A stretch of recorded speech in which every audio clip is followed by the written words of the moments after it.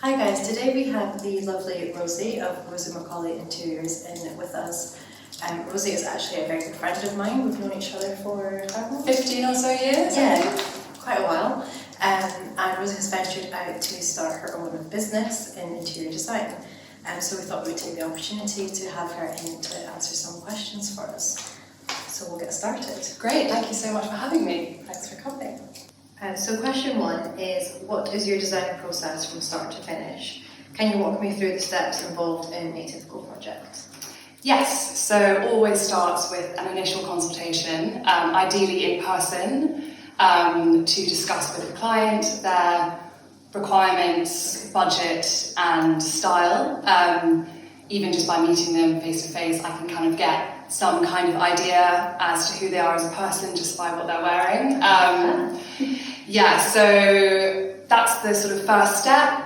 If the client's happy and would like to instruct me, it will then move into the design concept stage, where I will put together an overall concept for the project. What do I mean by concept? So this is the central theme for which all of the design elements are focused upon. So it is a visual theme that evokes a specific mood.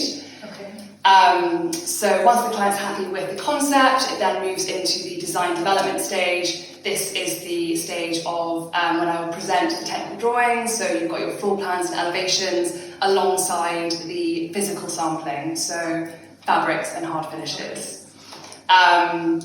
Once that's been signed off, the project enters into the project coordination phase. This is where a number of schedules will be made, which are crucial. In interior design, a schedule is like your Bible, and all information should be in there. That everybody in the team that is working on the project, that is where everything is stored. So schedules are super important. Alongside this, I'll be receiving quotes back from craftsmen and suppliers, comparing quotes, and then ultimately leading on to placing the orders. And then the final phase is, of course, the installation itself, which typically would be across a couple of days. Try to limit this, to as little as possible. It depends on, of course, the scale of the project.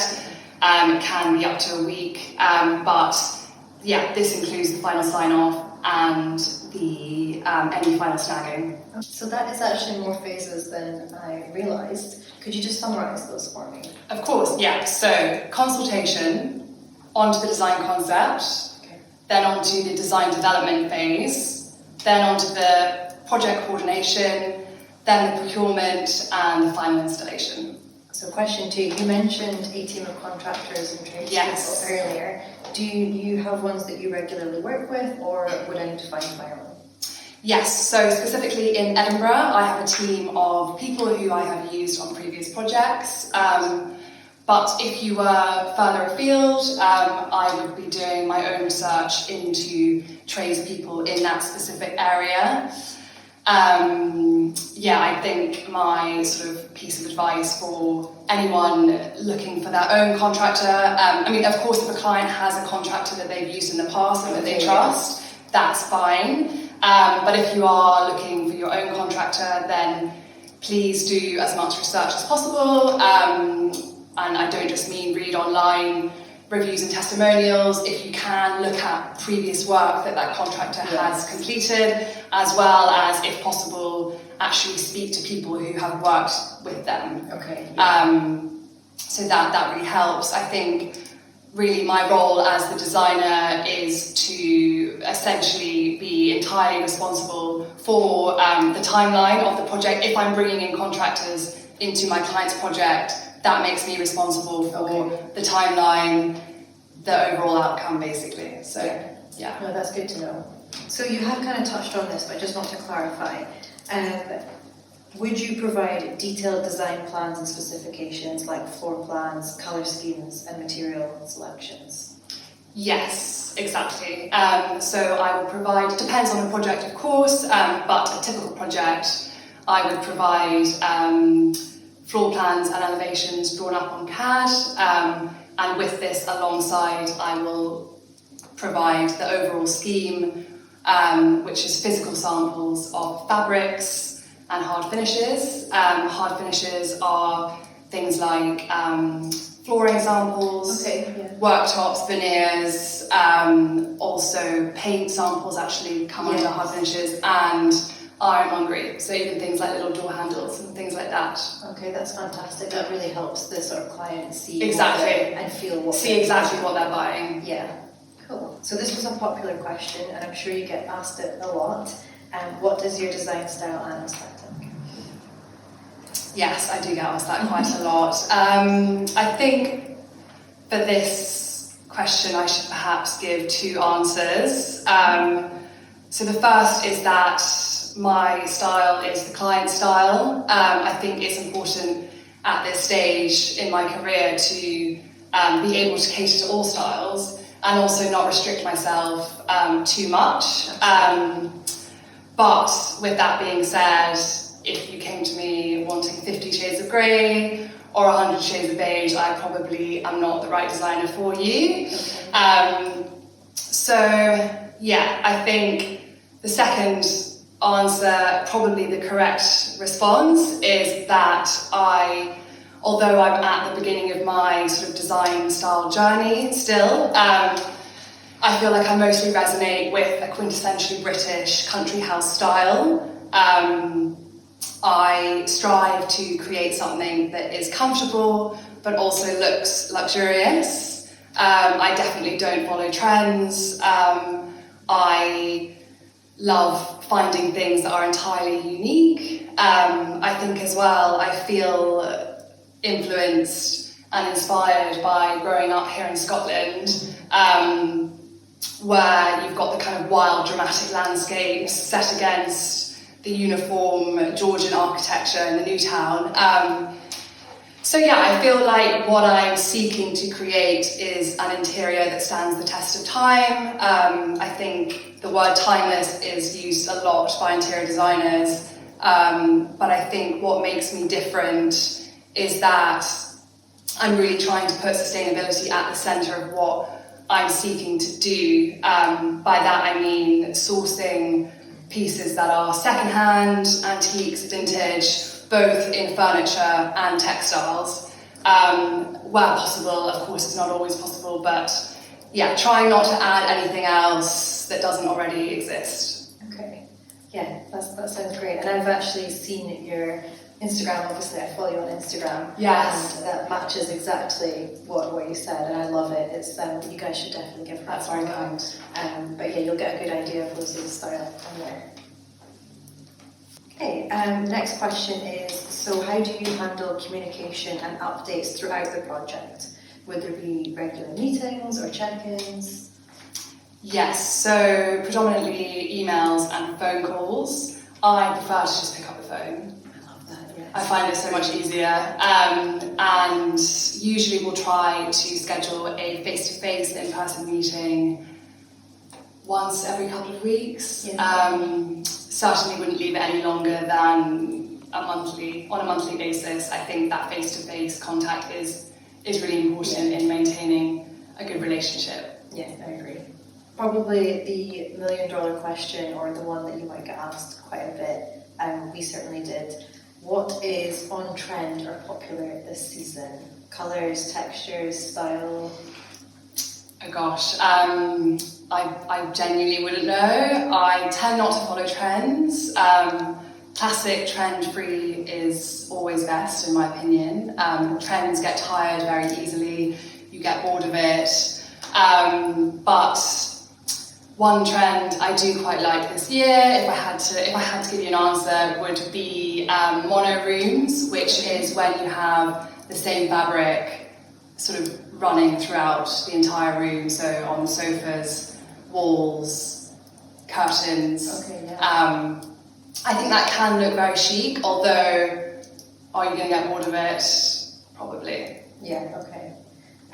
That's actually a really refreshing answer, because people get so focused on trends and exactly, what's popular, yeah. trying to keep up, and then, like you said, it can become dated so quickly. So that's nice. It's a really nice answer to hear. So I like this question. Someone asked, how do I decorate a small space to make it feel bigger? Okay, so I would suggest firstly clever storage solutions. So try to eliminate dead space by built-in joinery, fitted shelving above radiators, that type of thing. For example, in a kitchen, you could have a banquette seating, or a bedroom. A daybed is always a really good use of space, and those two pieces can also double up as extra storage. Okay. So that would be my first suggestion. What else? I would say try to maximise your floor space as much as possible. So anything that does not need to be on the floor, get rid of it. Okay, yeah. So for example, in a small WC, use a wall-hung basin rather than a standard vanity basin. Yeah, that makes so much sense when you say it like that. Yeah. It's hard to... And then what else? I think finally, this is probably an obvious one, but go bold with your paint colours or your wallpaper. Choose a busy eccentric wallpaper, as this actually has an opposite effect to what you would think. I think people may think that it makes the room appear feel smaller, but actually it does the opposite. So it makes the room feel a lot larger. That's a very good tip. Another popular question a couple of people have asked is, do you have any advice on things that should be avoided? Avoided, yes. I feel like there's so many things. So always use reclaimed floorboards if you can. Engineered flooring, in my opinion, just doesn't cut it. Even if you have a beautiful Persian rug sitting on top of an engineered flooring, it just doesn't work. So I think that would be the first thing. What else?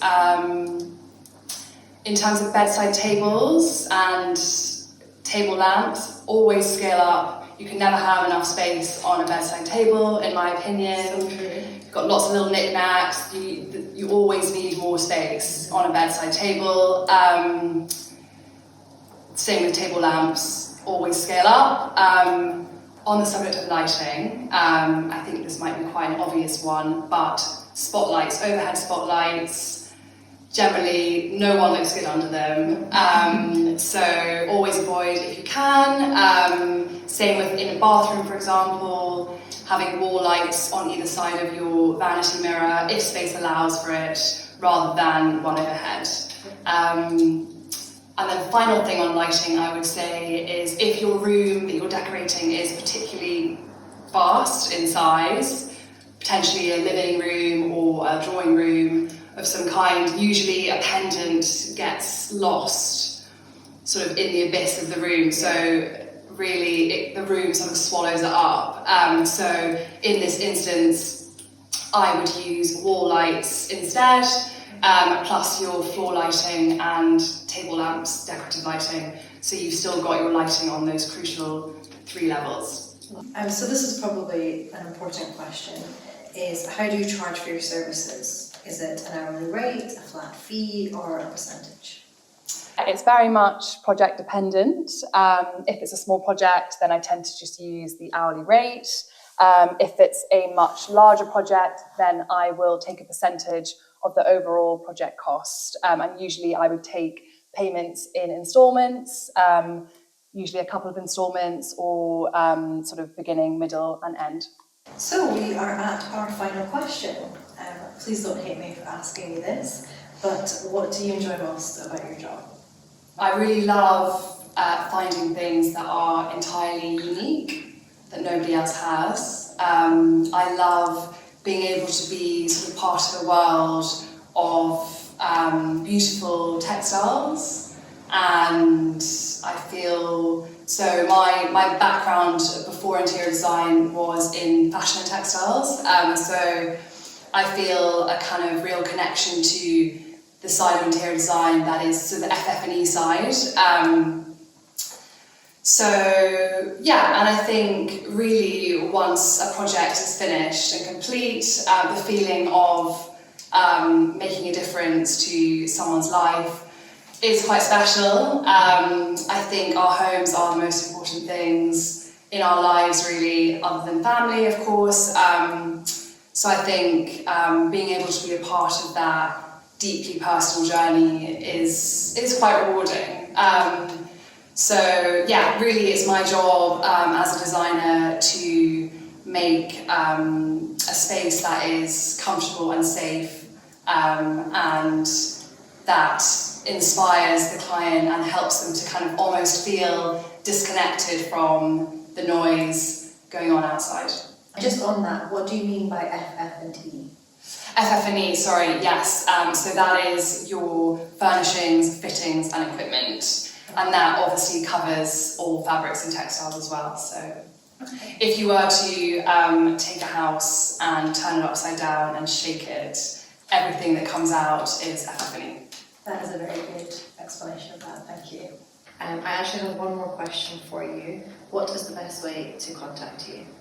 Probably just email or Instagram. Perfect, thanks. And that concludes our questions.